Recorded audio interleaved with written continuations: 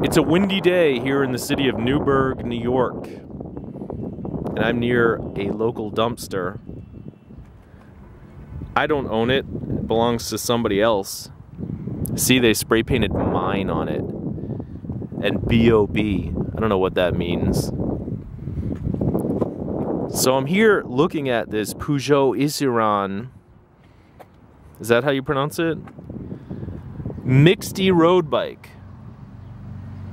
I got this because a guy gave me a tip, told me where to get it. Thank you, guy. I gave him a thumbs up later in the day and he smiled. That's how it works. It's all about relationships, not really. So this bike has Weinmann brake levers and Weinmann brakes and Shimano shifters, and I guess you call it a PEUGEOT Carbolite 103 frame and fork. The fork has a lug at the top. The frame is not lugged, which makes it kind of boring. Except it's a mixte, and I like the cable routing. Through here, then through here, then all the way up here. And of course water gets in there, so the brakes don't work. Oh well. Here's your PEUGEOT logo, like your little lion thing, and your stripes. And look how rusty the derailleur is. And look how rusty the pedal is. Look how rusty the chain is.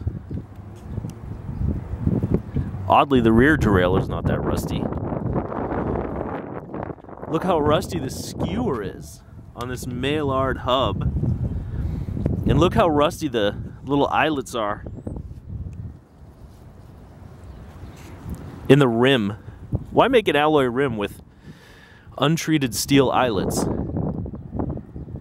There's your head tube decal and your big PEUGEOT logo. First place on race day, checkerboard. And there's where it says ISERAN. ISERAN? Now clearly this bike has not been stored well, but all of the important parts came loose.